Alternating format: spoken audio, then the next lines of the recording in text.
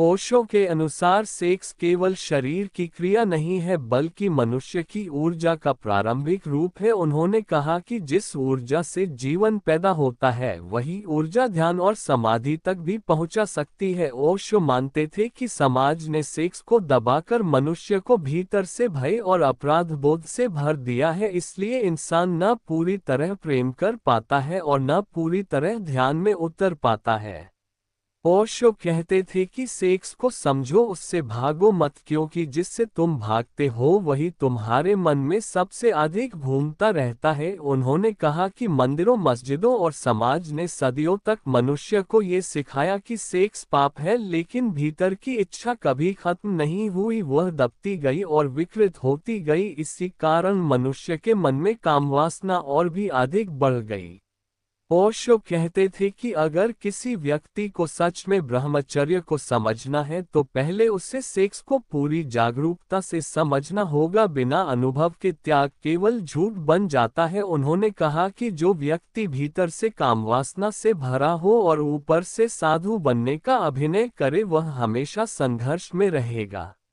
उनका मानना था कि सेक्स प्रकृति का नियम है, जैसे भूख लगती है, प्यास लगती है, वैसे ही शरीर में काम ऊर्जा पैदा होती है। इसमें अपराध जैसा कुछ नहीं है, लेकिन अगर मनुष्य केवल सेक्स में ही फंसा रह जाए और जीवन को वहीं समाप्त मान ले तब वह चेतना के ऊंचे स्तर तक नहीं पहुंच सकता। ओशो ने कहा कि सेक्स से समाधि तक की यात्रा संभव है अगर व्यक्ति जागरूक हो जाए। उन्होंने समझाया कि जब दो लोग प्रेम और पूर्ण चेतना के साथ मिलते हैं तो कुछ क्षणों के लिए उनका अहंकार गायब हो जाता है, समय रुकता हुआ महसूस होता है। यही अनुभव ध्यान की पहली झलक है। ओशो कहते थे कि दुनिया का हर इंसान सेक्स चाहता है, लेकिन बहुत कम लोग प्रेम को समझते हैं, क्योंकि सेक्स शरीर की जरूरत है जबकि प्रेम आत्मा का विस्तार है। उन्होंने कहा कि अगर सेक्स में प्रेम जुड़ जाए तो वह सुंदर हो जाता है और अगर प्रेम में ध्यान जुड़ जाए तो वह दिव्यता बन जाता है।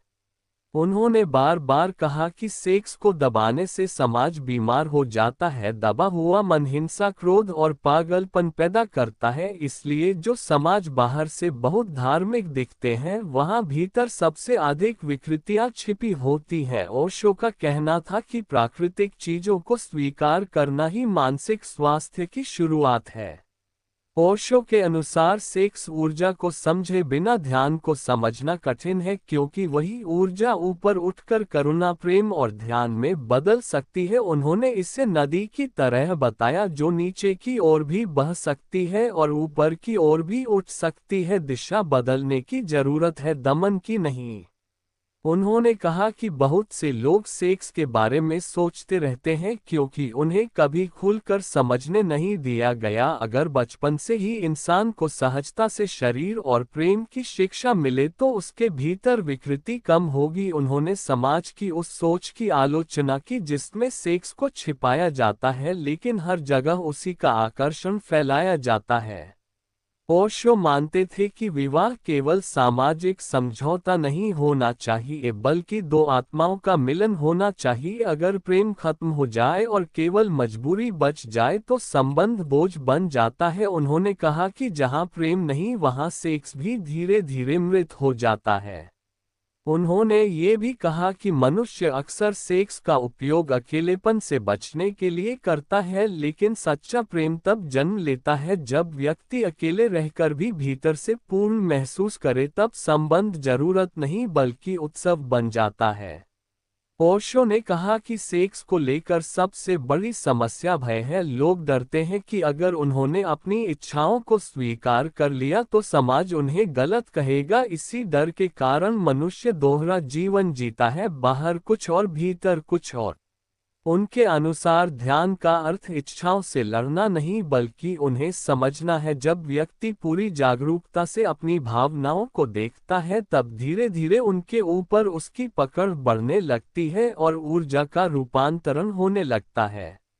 ओशो ने कहा कि काम वासना को शत्रु मत बनाओ, क्योंकि जिससे तुम लड़ते हो वह और शक्तिशाली हो जाता है। उसे समझो, उसके प्रति जागरूक बनो, तभी परिवर्तन संभव है। उन्होंने कहा कि अंधेरे से लड़ने की जरूरत नहीं, केवल दीपक जलाने की जरूरत है। उन्होंने प्रेम और सेक्स के बीच अंतर बताते हुए कहा कि सेक्स क्षणिक हो सकता है लेकिन प्रेम गहरा अनुभव है। सेक्स शरीर को छूता है जबकि प्रेम आत्मा को छूता है, और जब प्रेम में ध्यान जुड़ जाए तो मनुष्य दिव्य अनुभव के करीब पहुंच जाता है। ओशो कहते थे कि मनुष्य ने धर्म के नाम पर शरीर को शत्रु बना लिया जबकि शरीर ही जीवन का मंदिर है। अगर शरीर न हो तो आत्मा का अनुभव भी संभव नहीं, इसलिए शरीर का सम्मान जरूरी है लेकिन उसमें खो जाना भी उचित नहीं, संतुलन ही मार्ग है। उन्होंने ये भी कहा कि कई लोग ब्रह्मचर्य को केवल सेक्स से दूर रहने का नाम समझते हैं जबकि असली ब्रह्मचर्य भीतर की शांति से आता है। जब मन इच्छाओं के पीछे भागना बंद कर देता है तब सहज रूप से ऊर्जा ऊपर उठती है। ओशो ने कहा कि सेक्स का विरोध करने वाले लोग अक्सर भीतर से उसी में सबसे अधिक उलझे रहते हैं क्योंकि दमन मन को उसी चीज के चारों ओर घुमाता रहता है जिसे वह दबाना चाहता है। इसलिए उन्होंने स्वीकार और जागरूकता का मार्ग बताया। उनका मानना था कि अगर प्रेम में स्वतंत्रता ना हो तो वह प्रेम नहीं कैद बन जाता है। उन्होंने कहा कि दो लोग एक दूसरे के मालिक नहीं बल्कि साथी होने चाहिए। जहां अधिकार बढ़ता है वहां प्रेम कम होने लगता है। ओशो के विचारों में सेक्स कोई अंतिम लक्ष्य नहीं बल्कि यात्रा की शुरुआत है। उन्होंने कहा कि मनुष्य अगर सचेत होकर जिए तो वही ऊर्जा संगीत, कला, ध्यान और करुणा में बदल सकती है, लेकिन अगर वह केवल वासना में अटका रहे तो जीवन का उच्चतम अनुभव खो देगा। उन्होंने कहा कि जब मनुष्य प्रेम में होता है तब उसका चेहरा बदल जाता है, उसकी आंखों में चमक आ जाती है क्योंकि प्रेम ऊर्जा को जीवंत बना देता है। लेकिन जब संबंध केवल शरीर तक सीमित रह जाए तो धीरे धीरे खालीपन पैदा होने लगता है। ओशो ये भी कहते थे कि समाज ने सेक्स को इतना रहस्यमय बना दिया है कि लोग उसके प्रति अस्वस्थ आकर्षण से भर गए हैं। अगर इसे सामान्य रूप से समझा जाए तो मनुष्य अधिक शांत और संतुलित हो सकता है। उनके अनुसार ध्यान और प्रेम साथ साथ चल सकते हैं। अगर कोई व्यक्ति प्रेम करते समय भी जागरूक रहे तो उसका संबंध केवल शरीर तक सीमित नहीं रहेगा बल्कि वह गहरी आत्मिक निकटता में बदल जाएगा। ओशो ने बार बार कहा कि जीवन को स्वीकार करो क्योंकि जीवन का विरोध करके सत्य तक नहीं पहुंचा जा सकता। सेक्स भी उसी जीवन का हिस्सा है, इसलिए उसे समझने की जरूरत है, न कि उससे घृणा करने की। उन्होंने ये भी कहा कि मनुष्य की सबसे बड़ी समस्या यह है कि वह हर चीज को या तो पूरी तरह स्वीकार करता है या पूरी तरह नकार देता है, जबकि बुद्धिमानी संतुलन में है, न अति भोग न अति दमन। ओशो का संदेश था कि प्रेम को जागरूकता के साथ जियो क्योंकि बिना जागरूकता के सेक्स केवल आदत बन जाता है, लेकिन चेतना के साथ वही ऊर्जा आत्मिक विकास का मार्ग बन सकती है।